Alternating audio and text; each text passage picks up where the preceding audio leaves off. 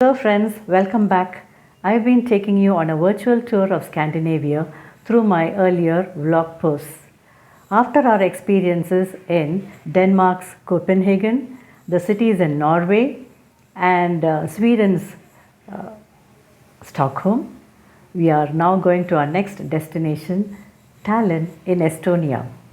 Estonia regained its independence from the Soviet Union after its collapse in 1991.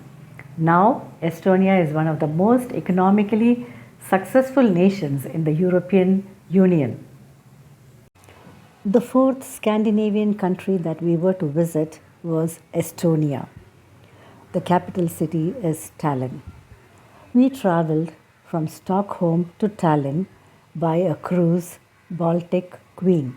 I have already described this cruise in one of my earlier posts.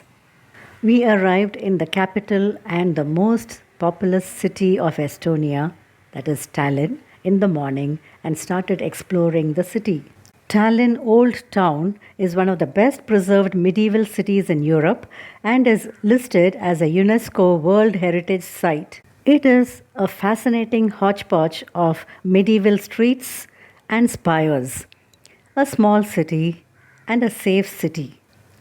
Tallinn, Estonia's capital on the Baltic Sea, is the country's cultural hub. It retains its walled, cobblestoned old town, which is home to cafes and shops. There is also the 15th century defensive tower Keek in de Kok. We took a leisurely walk in the city. Tumpia Hill is a limestone hill in the central part of the city. Today, Tumpia Hill is the center of the government of Estonia. Tumpia Castle, built in the 13th century, is today's Estonian Parliament building located in Tallinn's main square. It has a 64-meter high tower.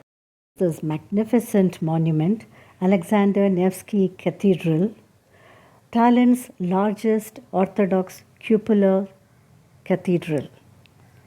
Built in between 1894 to 1900, it is a Russian Orthodox church. During that time, the country was a part of the Russian Empire.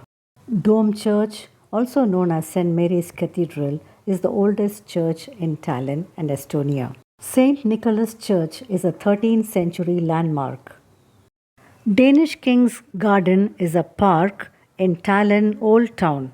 This is the place where the flag of Denmark is said to have been born according to tradition. Every year on 15th June, the day of the Danish flag is celebrated in the garden. In Danish King's Garden, there are 3 bronze monk statues with a height of 2.5 meters. Ambrosius, the watching monk, Bartholomeus, the praying monk, and Claudius, the observing monk. As you take a walk along the hill, you cannot but wonder at the beautiful, colorful buildings that catch your eye. Such a beautiful, picturesque, cute little city that is Tallinn, the capital of Estonia. Viru Gate was part of the defense system of Tallinn city wall built in the 14th century. A couple of centuries later, it had 8 gates with curtain walls and towers connecting them. As the entrance to the old town was widened, several gates were demolished, but the corner towers were preserved.